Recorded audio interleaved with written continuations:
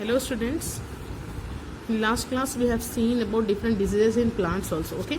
Today we are going to learn about food poisoning. Right? What is food poisoning? खाना जहर बन जाना. Okay. So how see? Sometimes you might have heard or read in newspapers that some people were hospitalized due to food poisoning.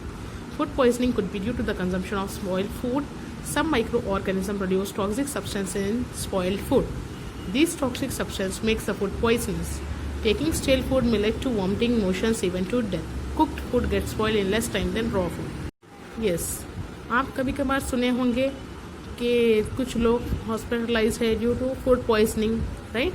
Food poisoning कैसा होता? Spoiled food अगर लिए तो ख़राब खाना अगर अपन ले लिए, मतलब जो ख़राब हो जाता खाना वो भी अपन ले लिए. कंजम्पशन ऑफ स्पॉइल्ड फूड बोलता है use of spoiled food. Right.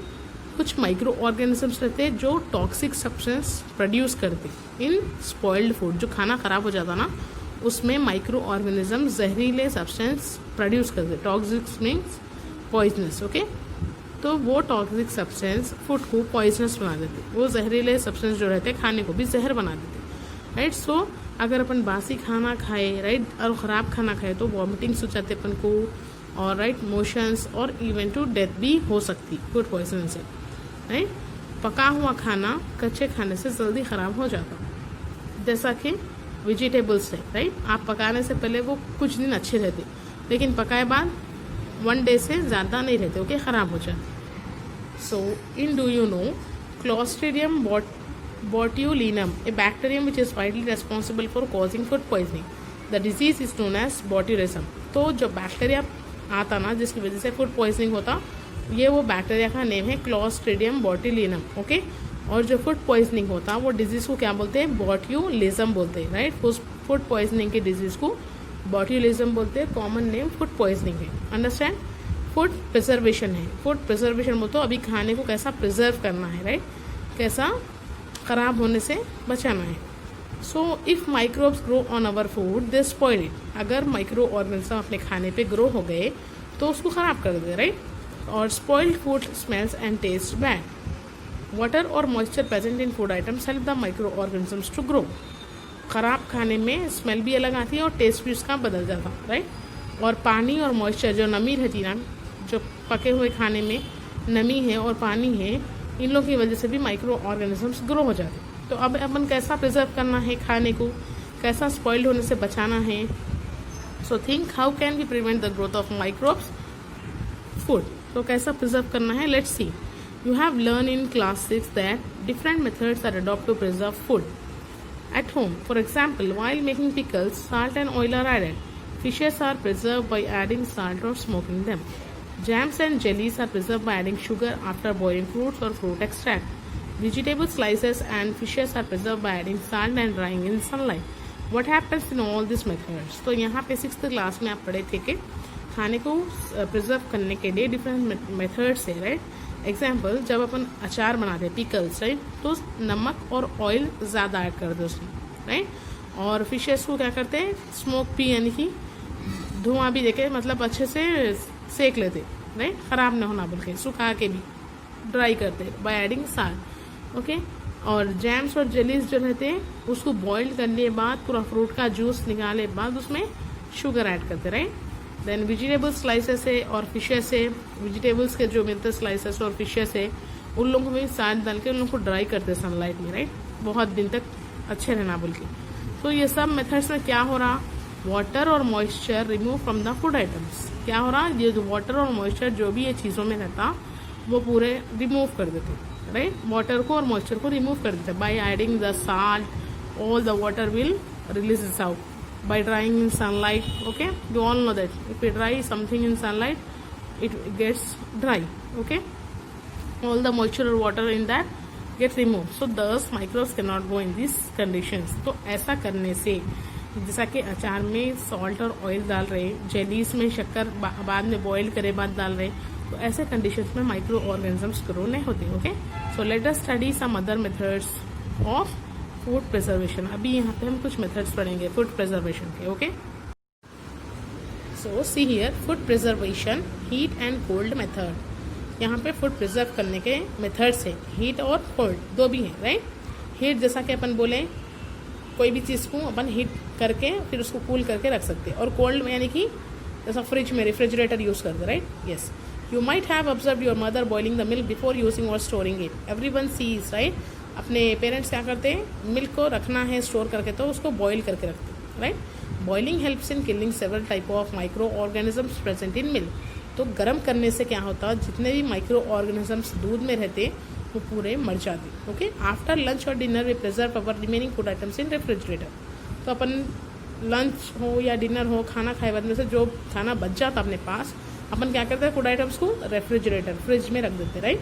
We preserve fruits and vegetables and some other food items in the refrigerator. All we use to do it, right? अपन सब करते ना, ये वेजिटेबल्स फ्रूट्स जो है अपन fridge में रखते, राइट?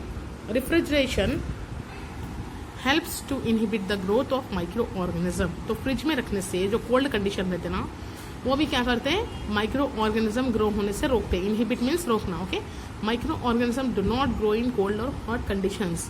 तो माइक्रो ऑर्गेनिजम्स ज़्यादा अगर ठंडा रहा एटमॉस्फेयर, वहाँ पे भी ग्रो नहीं होते, और ज़्यादा हॉट रहे कंडीशंस तो भी ग्रो नहीं होते। इसीलिए अपन हीटिंग और कूलिंग मेथड अप्लाई कर रहे हैं for preservation of food, okay? Next, pasteurisation, okay? It is a technique of preserving milk, wines, okay, etc. So another method of preservation is pasteurization. और एक क्या है, अपन हीट कोल्ड और hot conditions में भी अपन प्रिजर्व कर सकते हैं बोले फूड। अनदर मेथड क्या है, पैस्चराइजेशन है, this one, okay? So you might have read this word written on some milk packets. In this process, milk is heated up to 72 degrees centigrade for 15 to 30 minutes and then suddenly chilled and stored. This prevents the growth of most microorganisms. This process was discovered by Louis Pasteur. So this method is known as pasteurization. High temperature, short time pasteurization.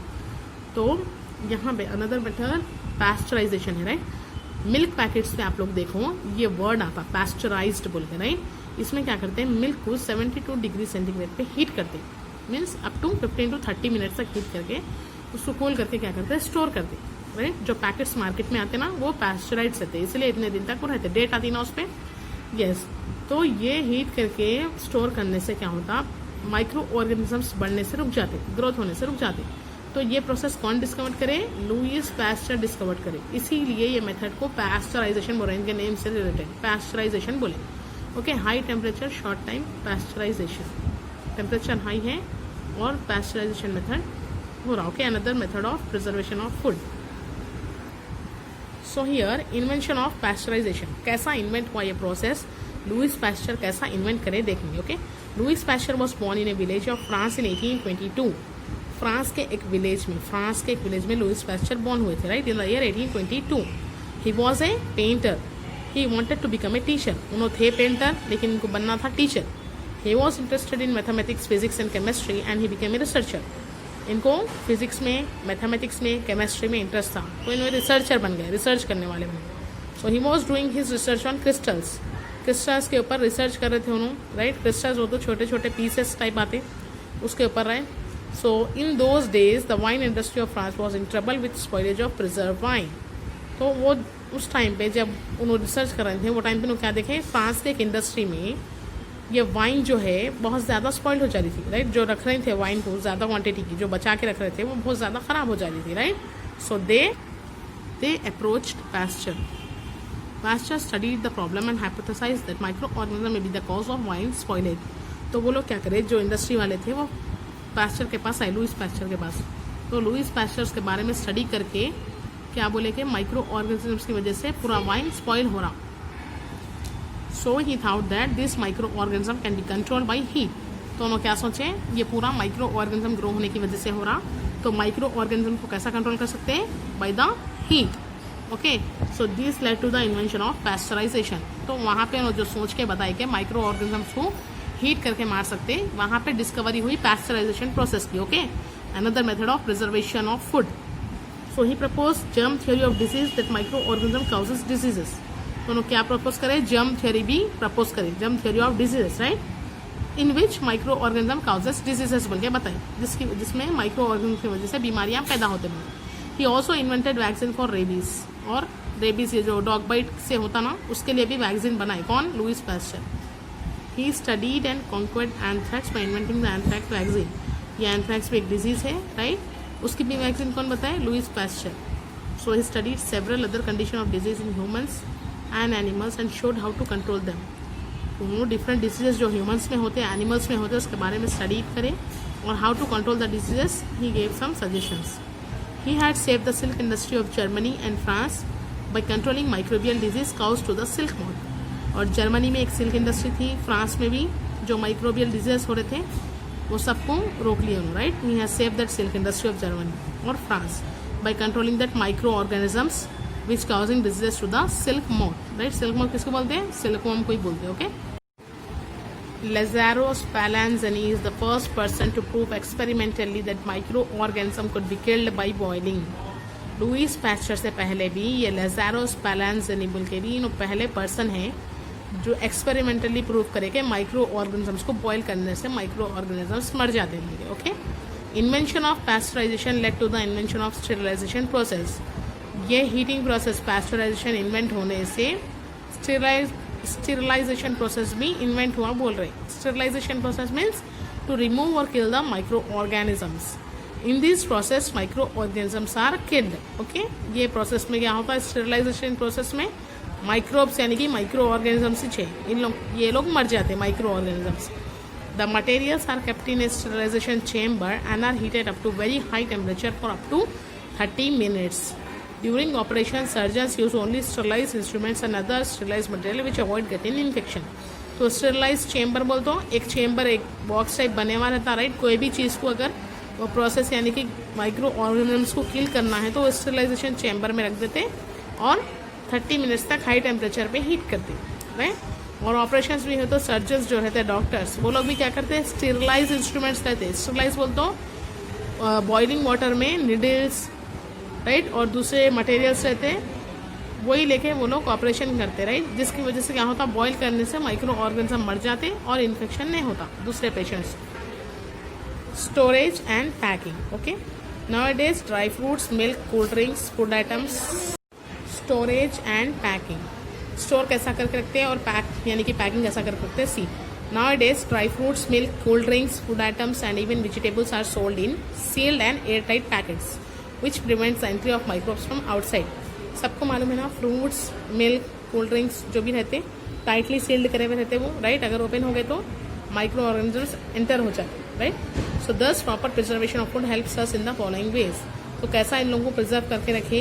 Tight packets जो आते हैं, right, chips के आते, less के, right, और cold drinks पे seal आती ना, उसको ऐसा प्रिवेंट करके रखना. See here in the following way. These prevents spoilage of food. वैसा रखने से क्या होता? खाना खराब होने से रोकता.